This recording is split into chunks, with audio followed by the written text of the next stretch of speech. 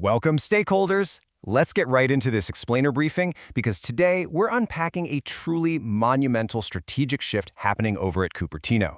Apple is actively out there exploring new foundry partnerships and seriously evaluating next-generation chip packaging. And listen, this isn't just a minor supply chain tweak. It is a massive, absolutely critical pivot to secure the future of Apple's artificial intelligence hardware.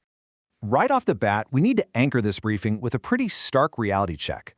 During a recent quarterly earnings call, CEO Tim Cook came out and explicitly stated, "We have less flexibility in the supply chain than we normally would." Now think about that for a second. That is a highly unusual admission from a company that practically wrote the textbook on modern supply chain mastery. It sets up this immediate sense of urgency. Apple's silicon pipeline is constrained, and that bottleneck is directly threatening the growth of cornerstone products like the iPhone and the Mac. Okay, here is our roadmap for how we're going to unpack this today. We'll start with the supply chain status quo, move on to identifying strategic bottlenecks, cover the glass substrate imperative, evaluate the backup foundries, Intel and Samsung, and finally wrap up with the timeline and strategic outlook. All right, diving into Section 1, Supply Chain Status Quo, the TSMC reliance. Let's establish the baseline of how Apple operates right now. So, for over 10 years now, Apple has leaned almost exclusively on Taiwan Semiconductor Manufacturing Company, or TSMC, to build its custom systems on a chip. And, this partnership has been wildly successful. TSMC provides literally the most advanced production processes on the planet, like that cutting-edge 3-nanometer fabrication node powering the latest devices. But crucially, they also offer unmatched, made-to-order scale. TSMC isn't just a vendor at this point, they're the absolute foundation of Apple's hardware dominance. But here's the thing. That foundation is starting to show some cracks. And this brilliantly illustrates a key point. Even the absolute largest buyers of silicon in the world aren't immune to global constraints. Tim Cook made it clear that the big bottleneck right now isn't memory chips. It's getting their hands on advanced nodes for those main processors. Why?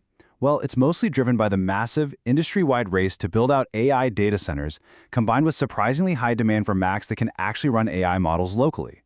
Basically, Apple is suddenly fighting for the exact same constrained manufacturing capacity that is fueling the entire global AI boom. Which brings us to Section 2, identifying the strategic bottlenecks, concentration risk.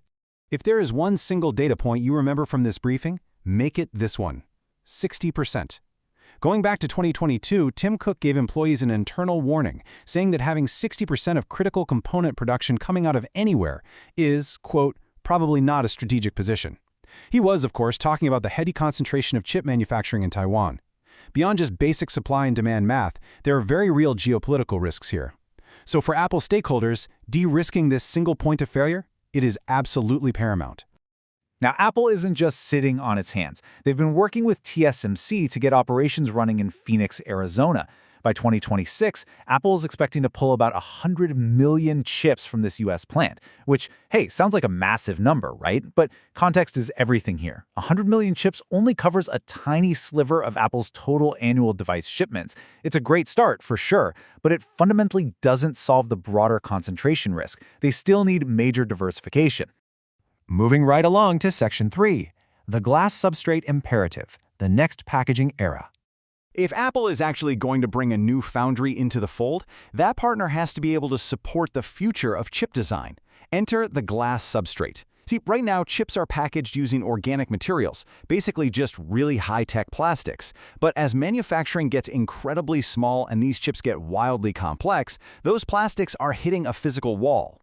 Glass substrates are this breakthrough next-generation material. They offer vastly superior surface flatness and just immense thermal stability compared to the old plastic standard. So the crucial point is why this actually matters for Apple's bottom line. As these chips get hotter and significantly more powerful, traditional packaging suffers from thermal warpage. It literally bends under the heat.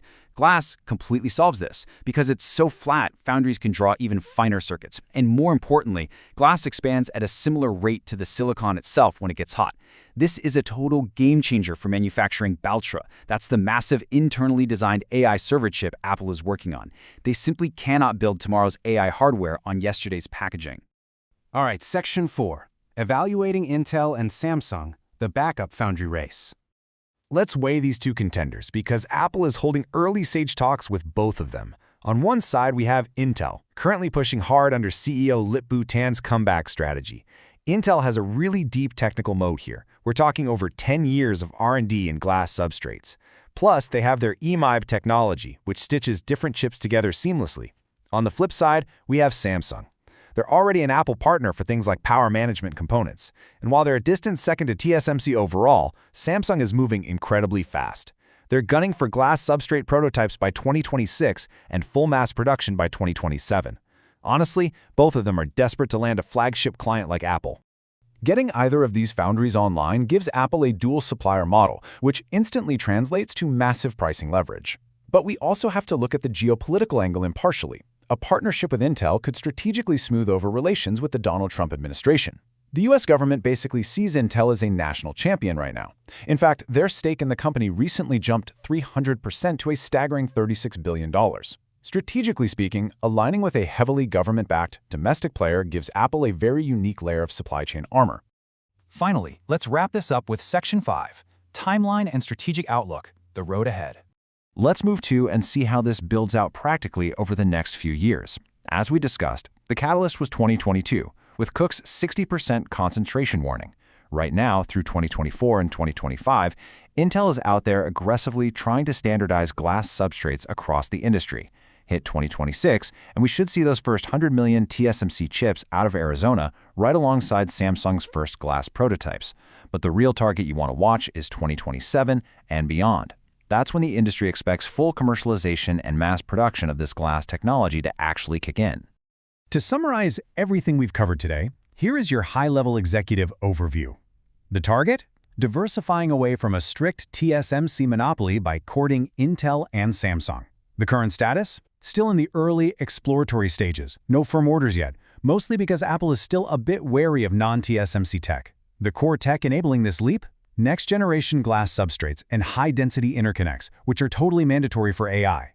And the timeline for mass production? You're looking at 2027 and beyond. Which really leaves us with the million-dollar strategic question. Will Apple actually overcome its deep-seated hesitations about non-TSMC technology to secure a domestic AI hardware pipeline? Or will the sheer undeniable reliability and technical edge of TSMC force them to just maintain the status quo, even with those glaring concentration risks staring them in the face? How these foundry talks shake out is literally going to define Apple's product roadmap and its bottom line for the next decade. Thank you so much for joining me for this explainer briefing.